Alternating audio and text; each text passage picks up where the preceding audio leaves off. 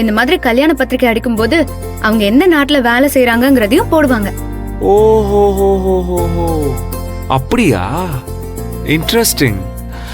ஆமா, எதுக்கு நந்தினி இது போடணும் இப்போ? ஒரு கௌரவம், மரியாதை தான் சார். படிச்சு வேலையில இருக்கிறவங்களுக்கு அவங்க பேரை போடுவாங்க, இல்லனா படிச்ச படிப்பை போடுவாங்க.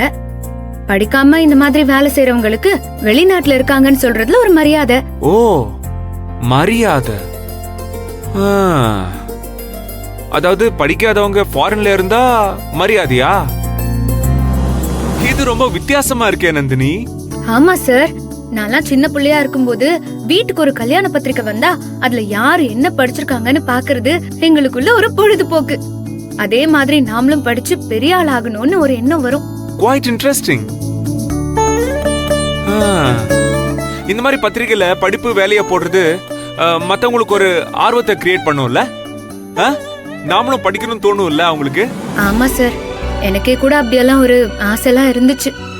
அம்மா தவறுன அப்புறம் தான் படிப்பெல்லாம் விட வேண்டியதா போயிருச்சு. ஓ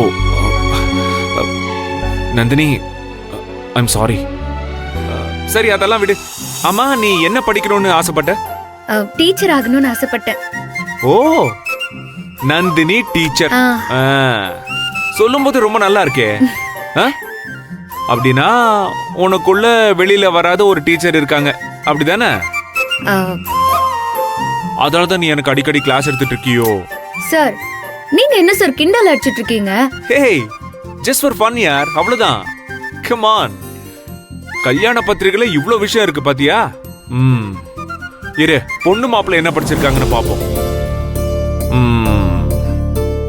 இரு வீட்டார் திருமண அழைப்புதல் மிகவும் மங்களகரமான விசுவாச வருடம் ஆவணி